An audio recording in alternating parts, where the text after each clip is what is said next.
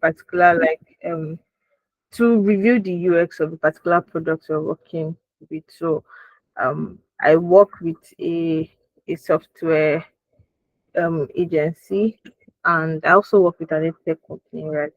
But with the software company, I we were like working on this client's product, and we're just trying to review the user experience and make sure it's okay. So I spent like the first half of the day trying to do that, and now back to the second job. Just trying to work on document, like a feature document now for another product that we're trying to roll out. Wow, that's really impressive. What a busy day. Thanks for having time to join early for this program.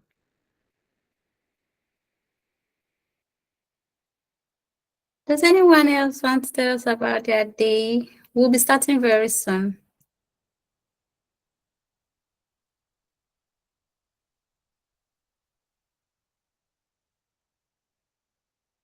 So we'll be starting in about 2 minutes time.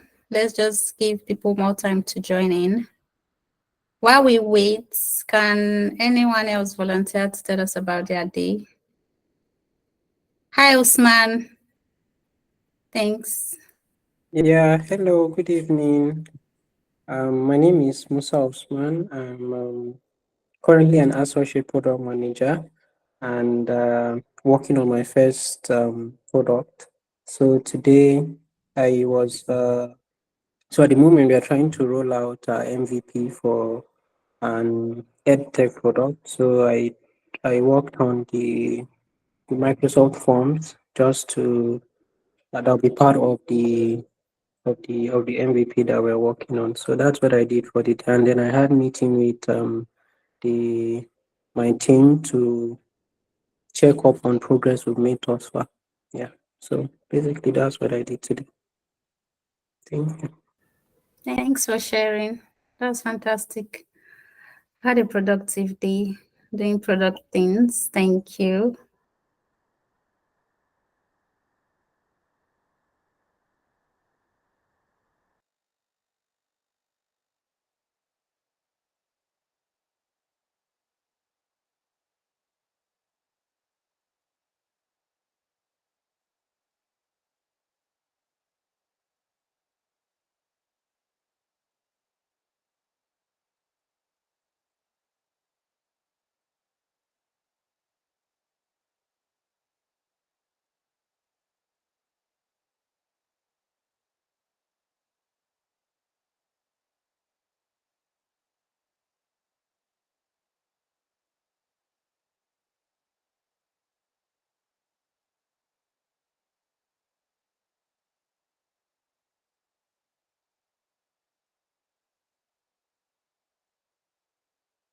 Hi, everyone. Thanks once again for joining in.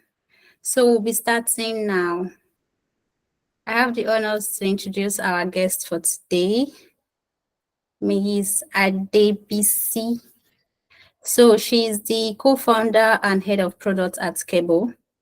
She's also a Techstars back, which is a Techstars back startup focused on building innovative financial tools for investing in global and real estate. And throughout her career, she has helped businesses across industries navigate challenges, streamline processes, and achieve strategic objectives throughout their product development and management process. So today she'll be talking to us about a very important area in product management. I would allow her introduce the topic and get on with today's event. Everyone, please welcome our speaker, Adebisi. Hi everyone, good evening. I hope everybody had a good day. My day was very chaotic. It was extremely chaotic, but I'm looking forward to this. Can everybody hear me? Just confirm you can hear me. Yeah, I can hear you. Okay, I will be sharing my screen now. Stop. Sorry, please give me a second. Let me confirm. Yes. Okay.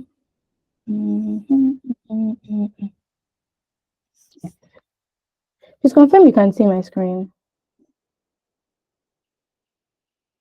Yes, I can see your screen. Okay. So let's do this.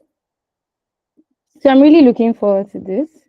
I'm also part of the community myself, and it has been tremendously amazing to be part of the community. So I'm really looking forward to sharing and having a conversation with everybody. So please feel free to unmute yourself to ask questions. Feel free to um, raise your hand, drop questions, and also participate. It's going to be really amazing. So today's topic is mastering, or basically mastering product management, essential tools and frameworks for success as a product manager, right? So we'll get into it. So I think I'm busy, to be honest, and yeah, I'm also a product manager like many people. So what's today's goal? So at the end of today, don't worry, after this session, we're going to go back to this slide and find out if we actually fulfill this. So at the end of today, we want to understand setting frameworks, prioritization frameworks like RISE, Moscow, most of them you have heard of, and some under Agile. Then we'd also look at design. There's a framework called design method or design thinking. We'll look at it. Then we'll also explore um, tools. We'll also explore different tools, how to use those tools. We'll do some practical demos and some I will just roughly talk about it because of time. So without further ado, let's get into it. So I noticed that everybody had, most people are in Lagos, I guess, probably a long day. So I decided to introduce a bit of icebreaker. So you're supposed to guess the names of these words. So these words are words that we naturally, or we as a product manager, at least we say it every day, at least one or two every day. So anybody who wants to volunteer to just try to take a test, yeah, please go ahead. So okay. I can see some hands, so I would have to be going back. So can the admin please Oh, help okay. calling me? So we Yeah, have about three hands up. But I'll yeah, let's call go. That's we can have three of Victoria. them first. Okay. Thanks for calling me first. The only one I can recognize here is MVP. The third one. Let's just try. Okay, next. I'm sure I recognize everything. Call Yes. other people that their hands are up to Oh guess. yeah. Okay, Okay. now then. Akase. Okay, so Okay. futures, features, Okay. yeah, and ooh, Let's okay, let's have somebody said somebody else try. Let's have somebody said somebody MVP already, so Yeah, roadmap number else. 2. Okay. Usman.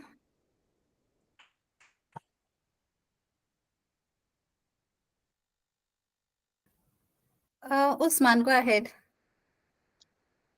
I said roadmap number 2. Oh, okay. Then I saw someone's hands up before and it's down now. So anyone else wants to try?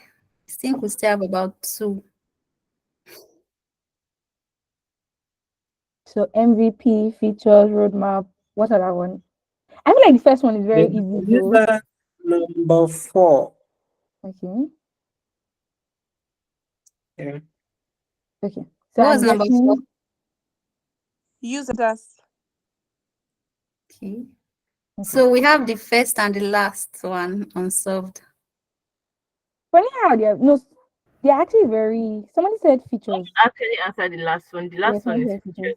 Yes. Okay. But I'm sure everybody did not get the first one. But yeah, what is the answer? So people in product, roadmap, MVP, users, and features. Right. That was fun. But how come nobody got the first one? Was it so hard? Because people in products, nobody would have guessed. And if we are on the community, shouldn't we find every other person? Shouldn't we find all of them? How won't you guess? But anyway, so that was fun. I hope everybody is now a bit relaxed and comfortable. So now let's get right into it. Frameworks, right? First of all, what are frameworks? When you hear framework, what comes to your mind is like, oh, what is this big English, to be very honest? But that's really not what framework is about, right? Framework is, in simple terms, layman terms, is really the system and structure you put in place to carry out different actions, right? Systems and structures. Anytime you hear framework, don't be very um, don't be very afraid of the word. It's just simply systems and structures. Now, as you would agree with me, as a PM, we have two major goals among other goals. The first one is to ensure that the products we're working on, it meets user needs and it also fulfills most or all the business objectives. Now, how do we basically do that? Do that through so many methods, right? And frameworks and tools are basically helping us to achieve that. So when you think about frameworks, they're just tools or systems put in place to help you achieve your goal as a product manager or to become successful as a product manager, right? So the first framework we'll talk about is prioritization.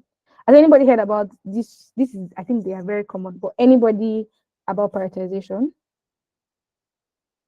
Yes, Victoria's hand is up. So yeah, prioritization is a very, very common one. So why or what exactly is prioritization framework? So for people that maybe you're just starting out your product career or you have heard of it and it's always very confusing, what exactly is prioritization? First thing is prioritization helps a product manager decide what to build. Now, you can agree with me that a lot of times there's always a million and one things to build. It almost feels like you should build everything together. Or maybe, for example, the engineer tells you, oh, there's not so much time. And you're like, why is there not so much time? We have to build everything. We have to build this. We have to build that. Or users are like, oh, I want this feature. I want this feature. I want this feature.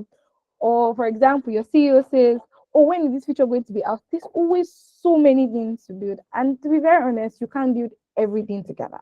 So question, how do you now then build it? Remember, I said frameworks are basically structures and systems put in place to help us succeed. And one of the ways to succeed as a product manager is to build the right thing.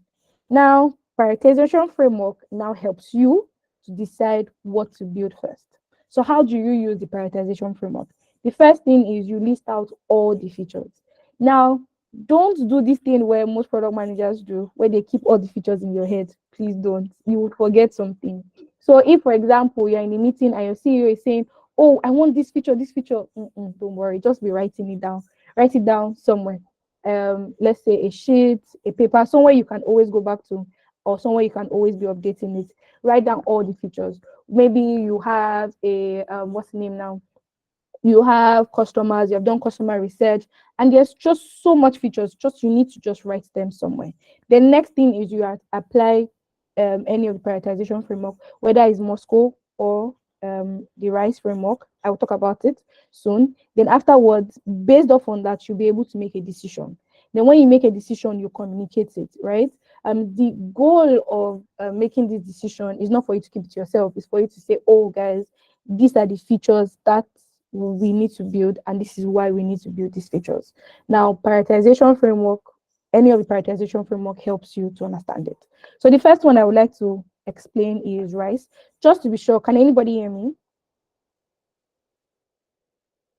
Okay, gotcha. Thank you. So the first one is, as the name says, RISE. It is reach, impact, confidence, and effort.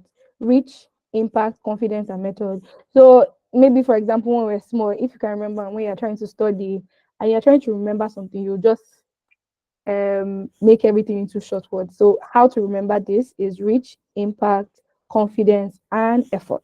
Now, what is reach saying? Now, when you don't forget, we already mentioned that you should list out all the features. So reach is saying the first R, with first letter, which is R, is saying, oh, how many features, how many people would this feature really impact within a time frame, within a certain time frame. Now, if, for example, let me give a practical example. You launch a, let's say you're using a mobile application, right? Then you launch a pay your school fees. You have a fintech application and you launch a pay your school fees or pay your rent feature. Now you want to ask yourself, how many people in my user base or how many people would really be impacted, or would this feature actually impact, right? Because if, for example, you have a fintech application, not all of your users might be paying rent. Some people might be staying in their parents' house and it's free rent. Some people, for one reason or another, don't have rent as their bills. So you want to be really clear on, okay, how many people would this feature reach? Then next thing is impact. How would this feature improve the entire user experience? Or how would it help us drive a goal? So what are goals? For example, you have that, okay, oh, I want to make this amount of revenue, or I want to reach this amount of revenue. The first thing you want to do with that is, if I want to, let's say, make 1 million naira at the end of this month, you're asking yourself, this particular feature, how would it help me? How would it actually impact, or how would it help me reach this goal of 1 million naira? Right? Now there are different ways to measure it. It has a scoring method. It has 3, 2, 1, 0.5, 0.25, right?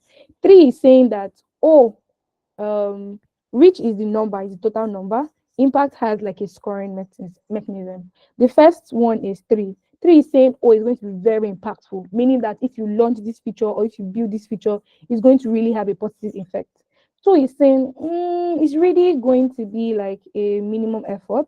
It would be nice, but it will not exactly change the entire outcome of the product.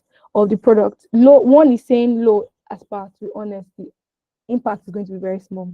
0.5 is like a minimal effort where, mm, it's not 1, but it's also not 0. 0.25 is now like it's basically underneath it. So that's how the impact scoring under impact works. Next one is confidence. How confident are you that you would really how confident are you that you will really reach, like, this particular feature will reach this impact, and it will reach this number of people, and it will make this number of impacts. Now, when I said how confident are you, it does not necessarily mean that it is you that's going to say, I'm 50% confident. No.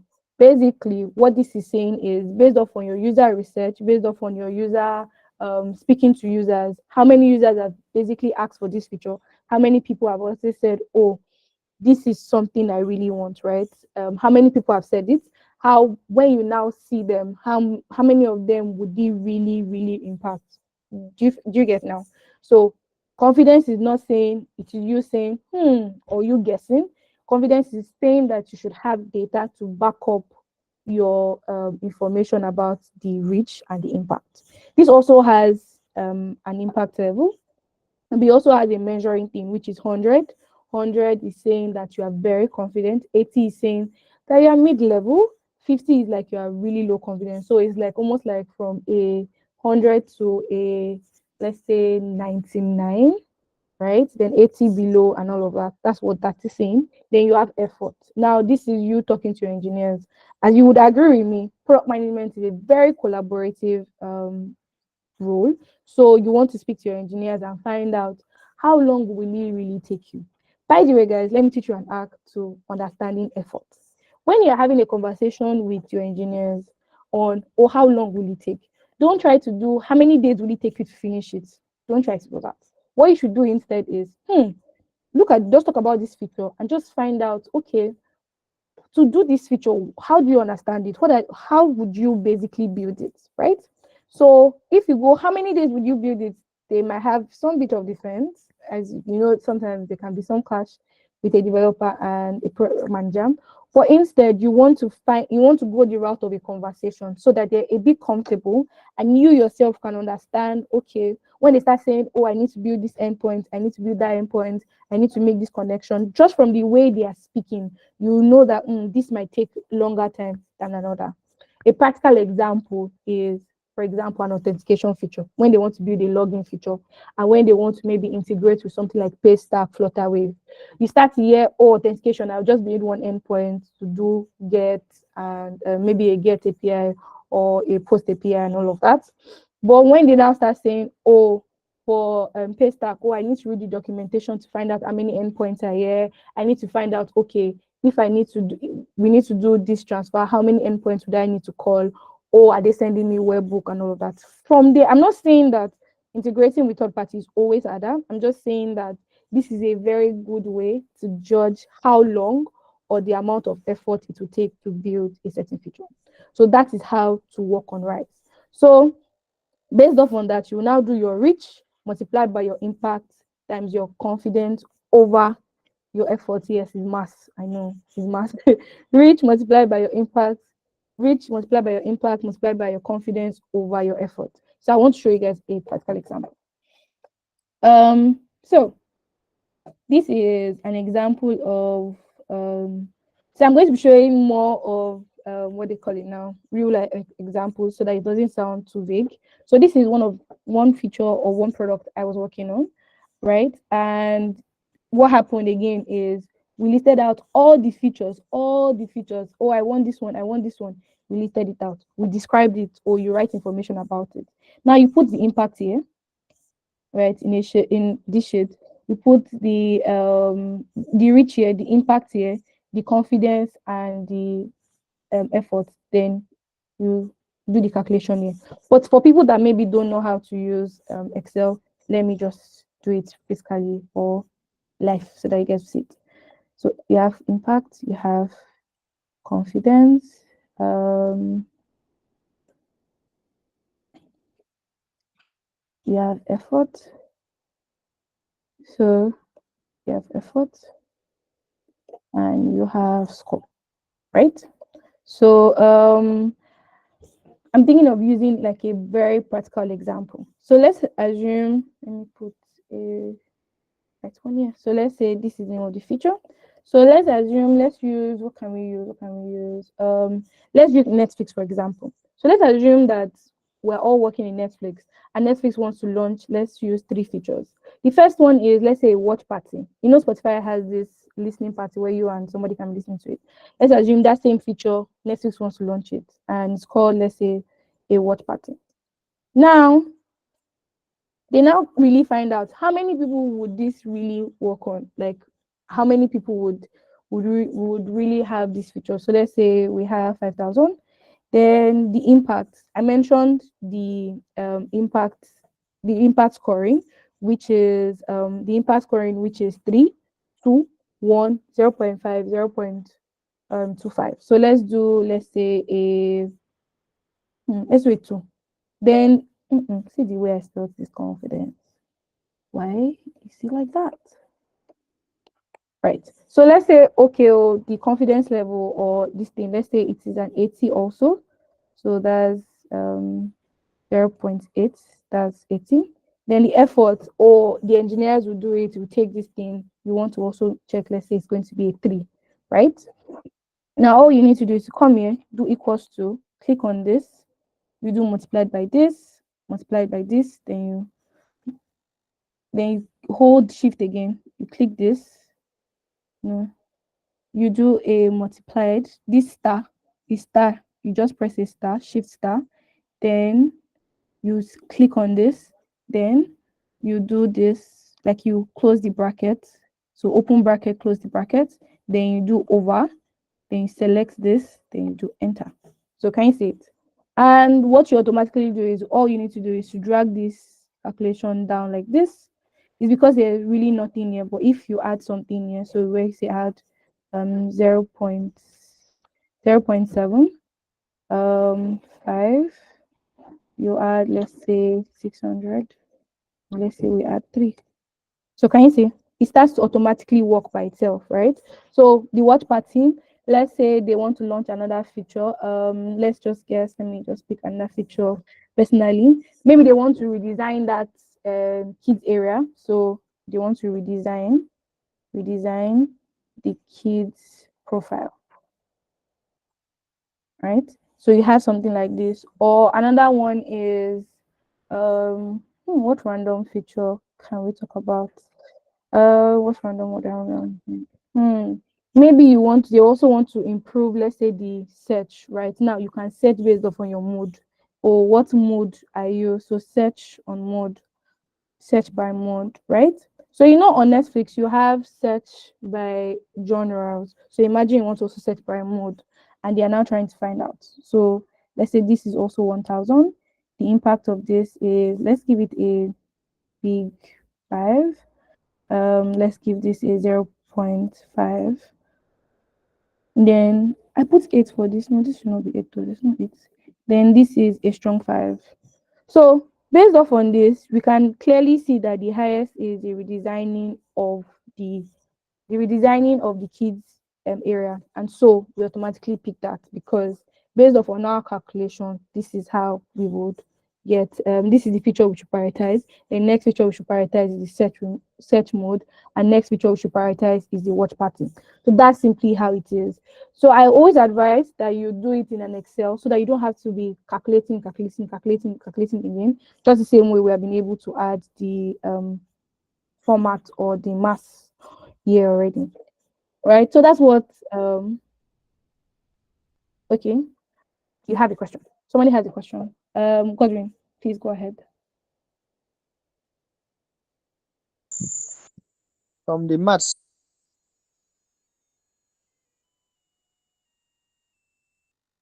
I can hear you again.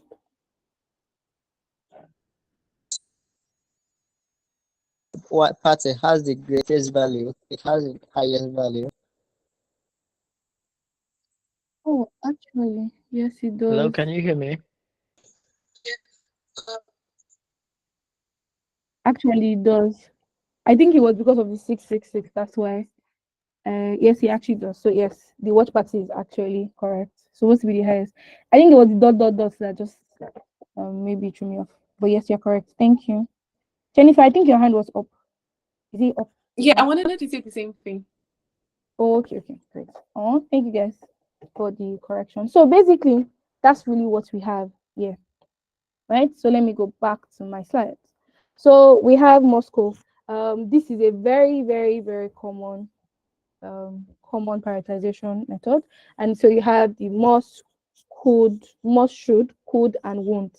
Right? What the must is saying is that compulsorily, like there's no point launching the feature without, there's no point launching the application without that feature, right? There is no point launching it. An example is, for example, you have a fintech and a banking application. Now, imagine saying that transfers are not possible. Why is the application there if I cannot make transfers?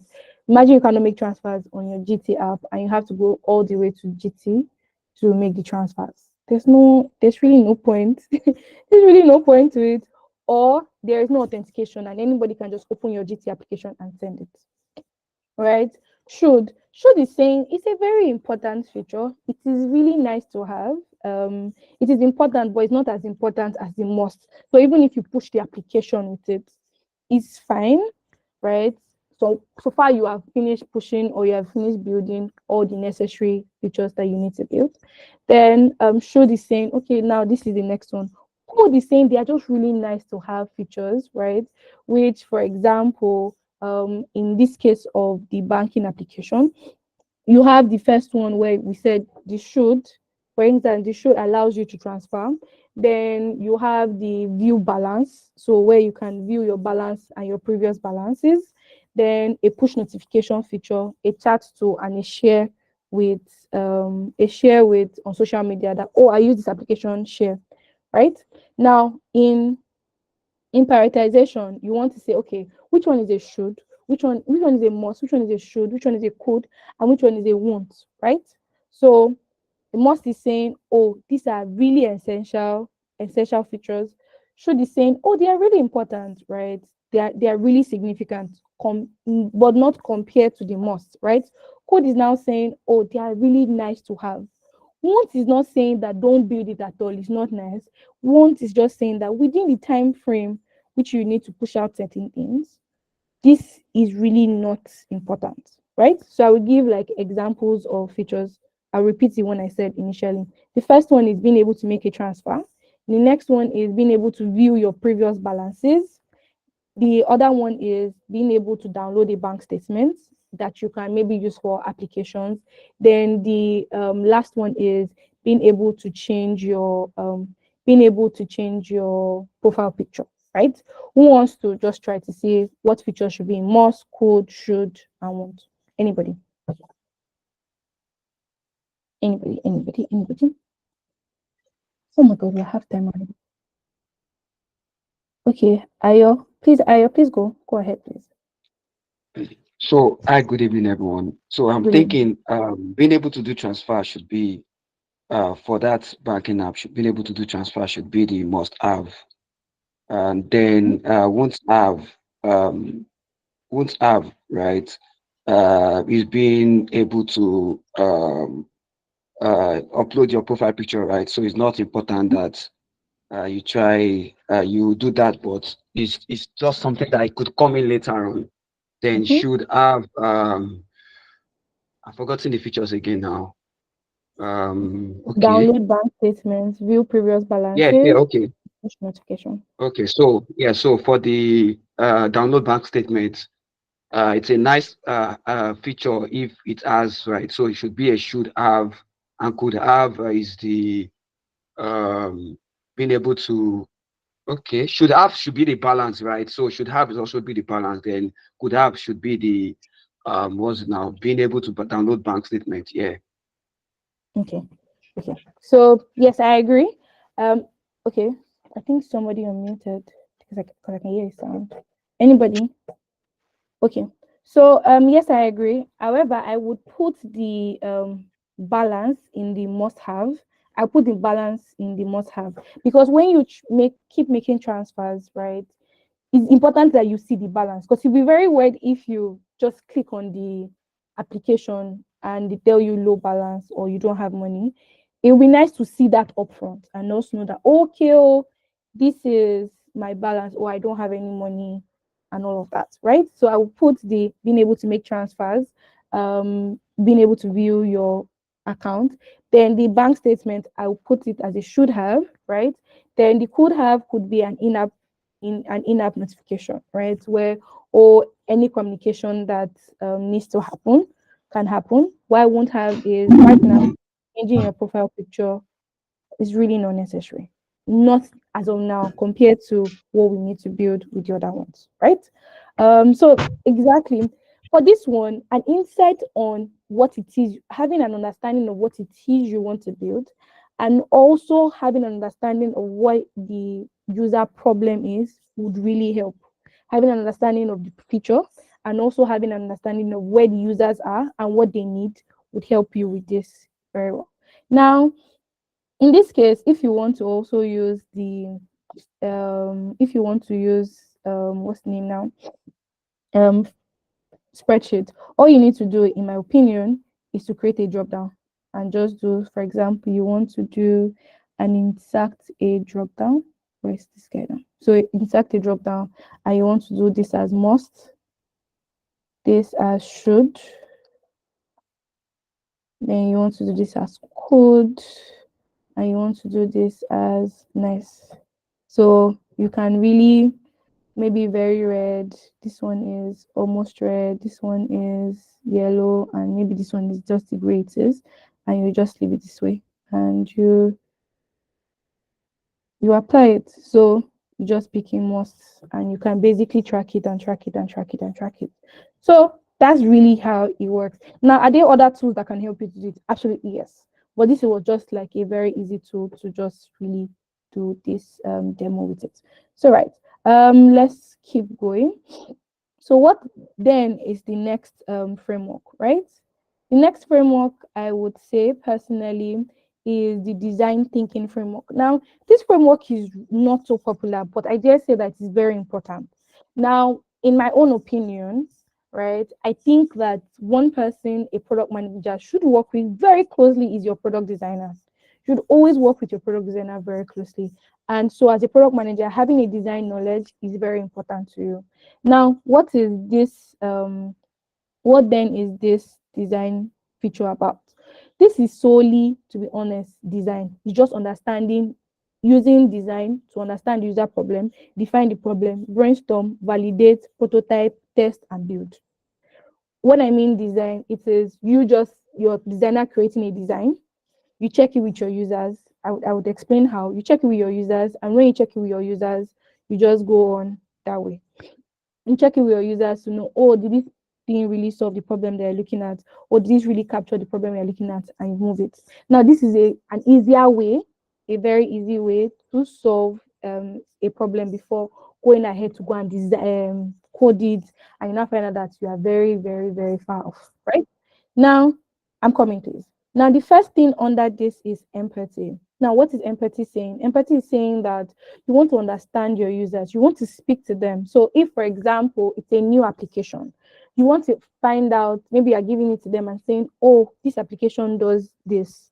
You want to see them use the application using a design. I'm going to share my screen and show you an example what that looks like. So, just see them how they navigate through the application. Now, find out, oh, is this, because you'll be very shocked that you put a button and it's very big and the user can still see it. You want to be sure that they're able to do that. Now, based off on just looking at them and speaking to them, you'll be able to come up with, identify the different problems, which is the next one, which is define. You'll be able to define all the different problems here and there and say, okay, what is this problem? So imagine coming back to your team and now, I don't know if you guys seen those things where everybody has a sticky note and everybody's saying, based off on what I just watched, what do you think the problem is? And everybody's adding it. So that's like an example. Then you now, based off an example, come up with a list of solution. When you come up with that list of solution, iterate it, go and prototype it again if it's already prototype, and if you have done it before, you do it again, then you test it again. So what it looks like, let me explain how it looks like for a new product and an existing product. For an existing product, all you need to do is you already have the product, try to test it with your users. Instead of users, you can even start with your internal people internally. Try to see how they navigate certain things, right? You already know what your user journey is or what your customer journey is. You want to help them to see, or how would they get here to get here to get there. Now, when you're done, you ask them, okay, what was the problem navigating this? Or how did you understand how to easily get there? Now you have a list of problems, right? Then when you do that, you go back to your team to basically brainstorm. Maybe you and your designer, you can involve your engineering team, but sometimes engineers don't like to be part of it, but it's always great if they are part of it. Then everybody brainstorms, then your designer designs it again, has maybe based off on what I noticed, you design it again, then you now take it to them back, which is your prototype and your test. Now, if it's a new feature, you want to first speak. The empathy part is just speaking to them, just trying to understand. You don't ask them, oh, are you facing this particular problem? For example, let's say Netflix. I'm not mentioning Netflix. Let's say Netflix now. Netflix, for example, you want to ask your users, oh, how do you relax? You don't go and ask them, how do you watch movie? Are you not tired of going to the cinema? How much do you spend in the cinema? You want to have a conversation with them, right? Try to understand, oh, what exactly do they face when it comes to relaxing and watching movies? How do they watch movies? You don't ask them directly. You just try to go around it so that your insight is not faulted, right? Then you go there and you prototype it. So I'm going to show, we tried it in my firm. We tried it at Keble, and I'll show you how we did it. But while I'm doing that, I think, Musa, I think your hand was up. Please, can you go ahead to ask your question while I set this up? I was supposed to open it before now. Okay. Can you hear me? Yes, I can hear you. Okay, thank you so much. My question is about, like, when you have the design already done by the designer, and then you mention you test with the users. But how about when you as a product manager is not satisfied with the quality of design and you are kind of even ashamed or embarrassed to even show your user? How do you have that conversational feedback with your designer? Like, this is actually not what we want or something like that. I don't know how to put it though, but you So get the here's a gist. cheat code. Thank Thank you very much for asking that question. So here's a cheat code. Take your designer, present it to the user like that. Just present it to the user. Don't present it to plenty people, but present it to the user. Let the designer himself hear it from other people that this thing that you design is not fine. Well, another thing is, so you either take it to the designer, take it to the users with your designer going along with you to hear the feedback, right? There might be a possibility where you are not also right, where actually this design, maybe you just have certain biases, but now taking it to design. So if your designer listens to feedback, it would be a way to communicate it. Another way to communicate it is, instead of saying, oh, this design is absolutely not fine, what you need to do is to now say, okay, why don't we use this color? That's why having an understanding of the design is important. Why don't we use this color? Why don't we change this button? Or the process from year to year is the journey from year to year. You have a lot of product friction. You have a lot of product friction. How do we remove it, right? So you kind of give a sandwich feedback and say, oh, well done, you have done it great. Then you now start to highlight and say, oh, the friction, the movement from this place to this place is quite long. Why don't we reduce it? Let's remove this one, or let's change this icon, right? Don't just say, oh, everything is not fine. You kind of do that, right?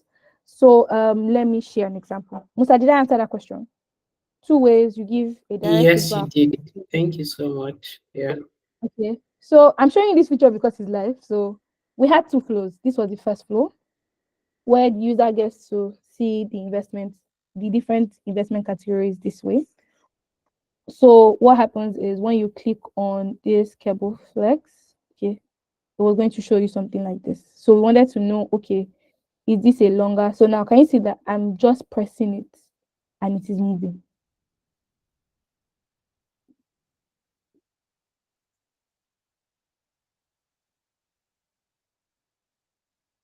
This was like the first flow that we had. Now, the second flow that we had, which we eventually went with, which most users picked, was this. So the feedback was, oh, I like this one because it didn't scroll. Or that statement was too long, shorten it. But this was an example of what happened. So we created this, we did this. We tried to create a lot of eyes. Users gave feedback on, oh, I don't like this eye, I don't like this. And that's how we're able to build it, right? So this is a very easy way.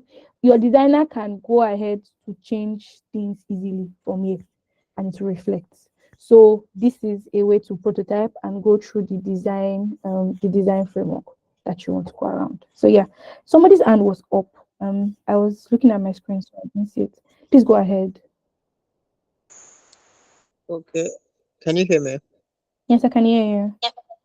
All right. First, I want to say that before product manager or maybe you give any tax out for any maybe the designer developer, there is need for research, like extensive research.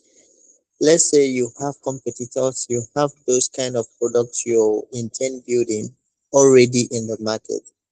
You compare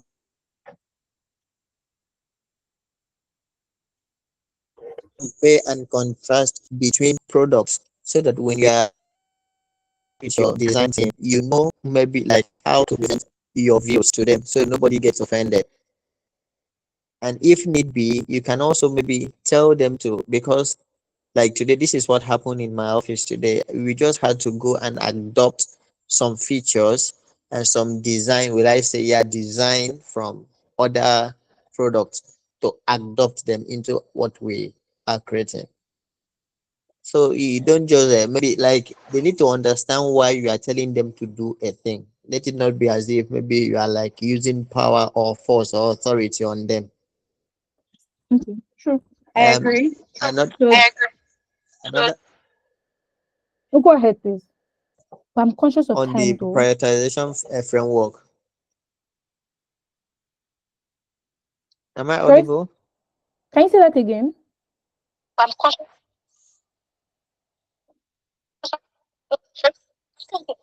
Okay, I said I have a question on the prioritization framework. Okay. Is it possible you type the question? Let me go through it so that I will answer it after it. Okay, it's just simple. What Okay. happens when you're working with a stakeholder that you just have to answer yes, sir? Like what he says, will I say is like a dictator? Hmm. I have a friend. Okay. This is a very common question in product management. So first of all, as a product manager, you need to understand that you are not working alone. So if you're in an organization where um, you have maybe what people tag as a difficult boss. To be very honest, there are two ways around it. The first thing is you show data. So as product managers, sometimes we can be a bit emotional about the product.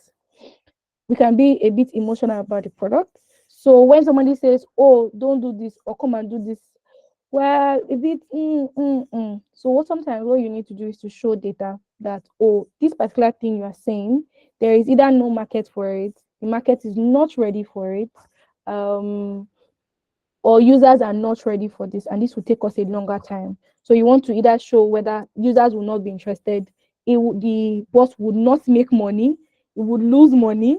If there's a way, find out how to add, it will lose money. The next thing is to also just really mention the effort it will take, how long it will take to achieve a certain feature. Now, if that's the case, where after showing all of this, your boss still says, "Oh, push this feature rather." To be honest, person pays your check or pays our salary, so you just have to push it. I have this personal philosophy: build the wrong thing very fast so that you have enough time to come back to build the right feature. To be very honest, because sometimes we can also be wrong about certain features. Like you can build a feature and the user is telling you that's not what I asked you to build. So it's kind of a thing of show results, and after you have shown results, then you just go ahead to build it if that's the way proper. Right? Did I answer that question? Okay, I guess I did. So the last framework we were talking about are few frameworks in Agile. Now, Agile itself is not a framework, but you have things under Agile. Agile is more of a principle. You have things under Agile that are frameworks. The first one is the Lean framework. Now, this Lean framework is saying build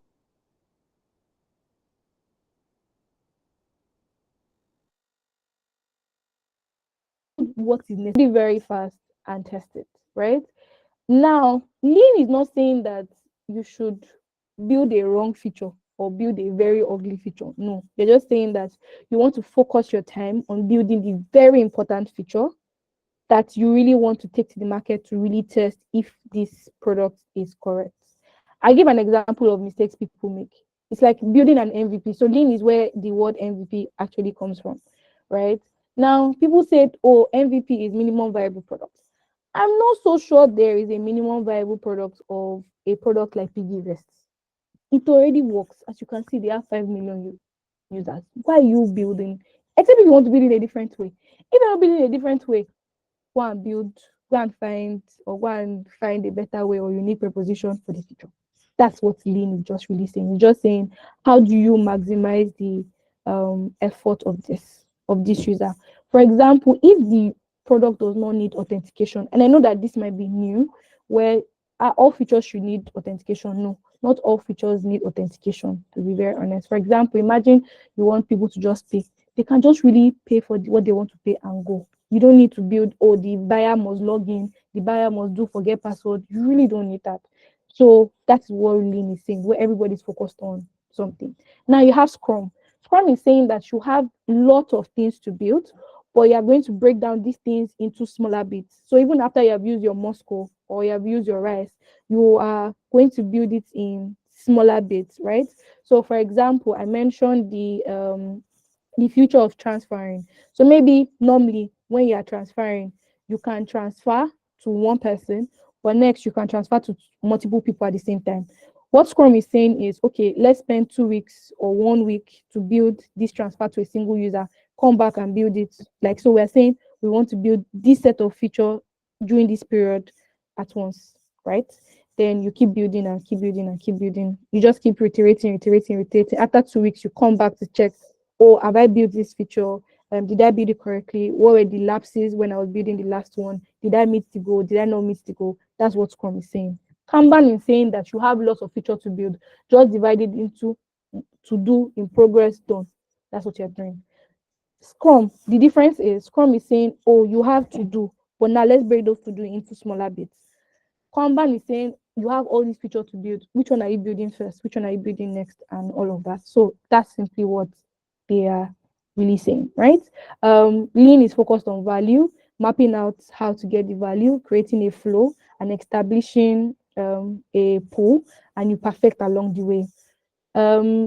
Scrum has more rituals, so you have the Scrum owner, Scrum master, product team, and all that. And sometimes, as a product manager, you are the Scrum master, the product owner, because it is what it is, sadly, right? Then Kanban is just saying you are just creating a list of all the features that you want to do and just dividing it into portions and building it directly. Oh my god, where did all the time go to? So yeah, any question? Does anybody have any question regarding this?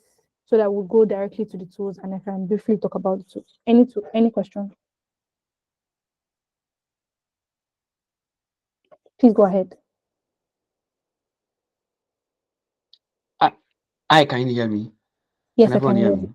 Yes, I can. Yeah, so I just want to take a few moments and draw back to discussion about the RISE framework, right? So I've been thinking, right, the how do you yeah, maybe I didn't get that part, or maybe I joined in late. You talked about the reach, right? I mean, how many users you're working on, that you are targeting on on a feature, then the impact is what's it called now? The impact is the number of people that this feature, this is going to be high impact or something. So I'm thinking about, how do you get the effort? Can you just because I know that the effort is what you use to divide the reach, impact, and confidence. And so, what my question is around is about that. How do you get your effort? How do you get the effort to be able to know, okay, this is what the effort is, and by that I know how to now get the RISE framework. So, do you understand my question? Yes, I do. Yes, I do. So, it's basically how long it would take to build something. So most likely your engineers would be the ones to decide this. So yeah, as I mentioned, you're just having conversation with how much effort it would take to build a particular feature. So 3 years, or it would take several months, and different people will need to work on it. So maybe, for example, if it's a new feature, you have to design, you have to do the front end, you have to do the back end, you have to build endpoints, then QA has to test. Or maybe it's also maybe just a bug fix, and you want the backend, once the backend fixes it on their end, it will show life and you don't need to push a new update, or you don't need to deploy. Or even if you need to deploy, it's just like maybe a tiny thing from there. So I think a conversation with your engineers help you to determine this.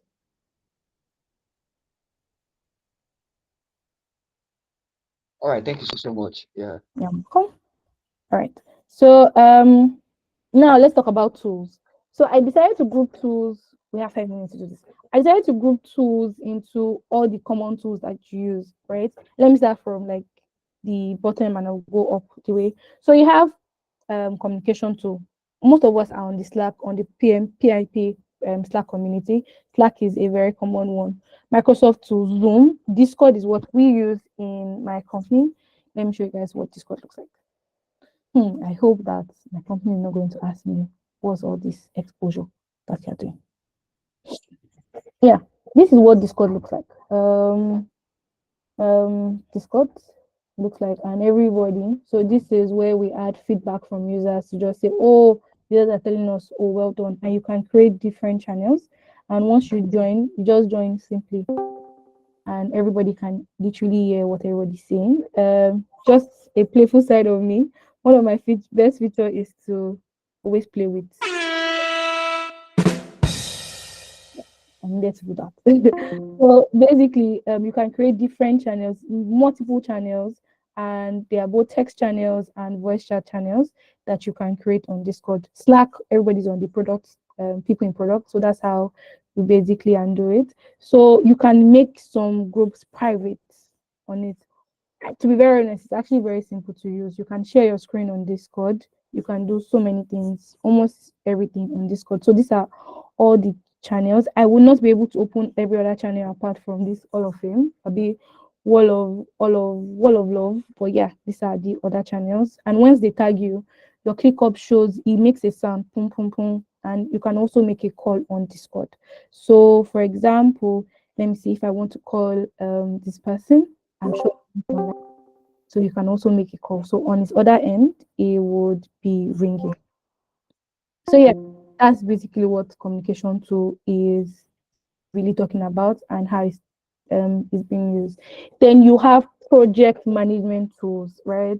as there have been this conversation on, oh, product managers are they PMs, and we should use product management tool. And this product management tool really is to this project management tool is to basically help you track tasks, know tasks, what's going on, insight on it. Most of us work remotely, so instead of always calling your engineer, what's up now, where are you, you should just move your tasks on ClickUp, or you should move your tasks on Trello, right? For the purpose of this, I opened ClickUp and Trello. I opened Jira and Trello for this, but I will show you ClickUp. My company also uses ClickUp. So this is what ClickUp looks like. So this is what ClickUp looks like. You have different boards. You have different spaces on ClickUp. So this shows everything regarding my firm. This is for the operations team. The operations team is divided into marketing, sales, and all of that.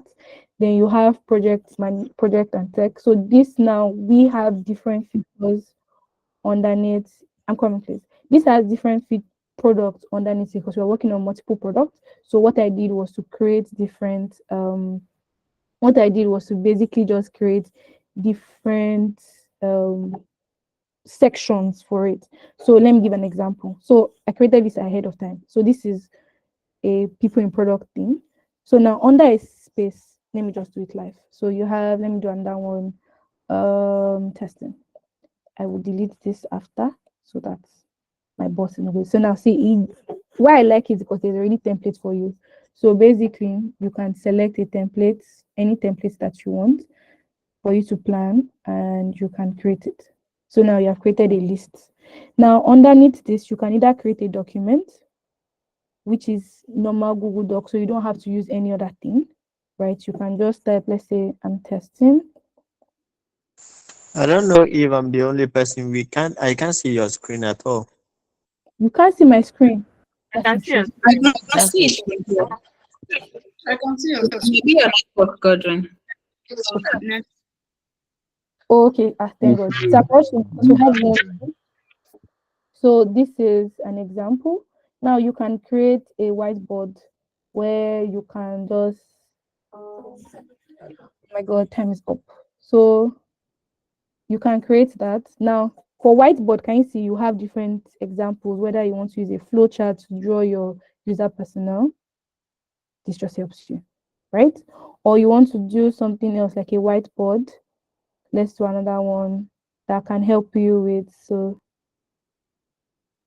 let me cancel this guy. So you can just really pick different templates, right, to start your user journey, and you just tag people and they get to see it. That's literally what this looks like, right? Let me show you an example of mine. So this is what our tax management looks like. This is a very, what I'll show you, Prabhusha. It looks like it does not want to load though. Okay, I'm not sure why. Sorry, I didn't check my internet. I don't know why it's not showing and why it's not loading, but let me just load it again. ClickUp. Yes, it's ClickUp. Yes. So this is what it looks like. So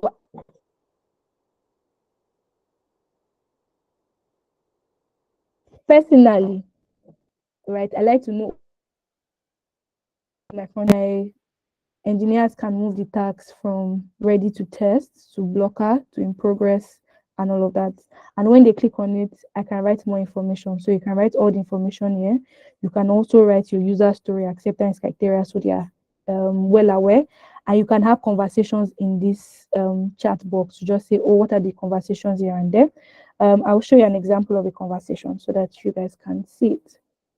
So see, it shows the comment. So you can see, all I need to do is, so I was being tagged, my front end was being tagged, everybody was being tagged. Yeah, right. So basically this is how ClickUp is. Now you don't have to do so much because ClickUp also it can also be in a board format, right? So I'm sure everybody's used to this. I mentioned it, this to do in progress and this. Personally, for me, this is a lot and it can be a bit confusing. But all the user needs to do is to move it to here. I'll do Control Z. Hey, people have allowed me to scatter my board. when we have rectify it after that. So all you need to do is to just keep moving it and it will be reflecting. But personally, I like to see the can we have a masterclass on it? What time is going? It might not be today, sha. But yeah. So that's really what ClickUp really looks like, right? And all of that. You can do different methods. Now, this is how the product and tech looks like, but it is different for the marketing team. Let's do a bit of spy to the marketing team. Please, because of time, can we move to the next? So, Yes. So this is what this looks like, right? So let's go to, so that's really what ClickUp looks like. Now let's look at Jira or Trello. Very simple. When you understand the basic knowledge of one, you get to understand how to do the remaining. So let's look at Jira. Now, personally, so this is what Jira looks like, right? I created it for this. So you get to see the timeline, the different timelines of what you're trying to do, which is the epic. You can see, oh, September I want to do this, October I want to do this. I don't use Jira, but I just wanted to show you what it looks like. Now for Jira, how you do it is there's already a backlog, and what happens is you get to just start to add the issue one. So let's say issue 1, issue 2, and all of that. Then you now add it. So this is the backlog, as I mentioned, a list of all the things that you need to do. Then you add it to the sprint. So you just add it. Okay. So you move it this way into the sprint. So it says that, oh, you want to move it, it will affect because this sprint has started, but you're like, okay, yeah, still move it. And that's how you just do it. So it's for Jira, it's easier to just be able to move tasks from one place to the next place, right? For me to set tasks again, you can just go here to fill up all the information. So yeah, Trello. This is Trello. I'm so sorry, guys, that I'm rushing. Time has been fast spent. That's why. So for Trello, you just do your to-do in progress. And done. You can add blocker or something, anyone at all you want to add. Then you can just add tax 1. Tag whoever needs to be tagged and be moving. So how do you tag? All you need to do is to click here. It will show more information and you can do all of that. The good thing I like about this is for your acceptance criteria, you can do this. So your engineer is filling up the criteria and ticking it on and ticking it as, oh, okay, for this particular task, I'm able to do this and this. So yeah, that's really what ClickUp, Jira, and all of these other tools look like. Back to this slides. So yeah, roadmap also. I think we already did a mini on what a roadmap looks like. We also did user research. So to do your user research, to be very honest, you can use Google Form if you don't want to basically speak to them. And yeah, that's pretty much every single thing that we have. Does anybody have questions? If you don't, thank you very much for joining. I hope this was insightful. Yeah, thank you. yeah, Victoria's hand was up initially. Do you have a question? Yeah, not that so much of a question. I just want to ask if it's possible to share like some of these templates that you use like on the channel, right? So because I also use ClickUp a lot and I just want to find the best way to make use of it. So I want to like look at how different people have used theirs. So if you don't mind sharing the templates and also the template for your roadmaps too. Okay, no problem. Yes, I will put it together and share. Yeah, thank you. Okay, so we usually have the recording of each webinars like this uploaded to our YouTube channel. And the slides for the webinar will be shared with you guys on Slack, probably before this time next week.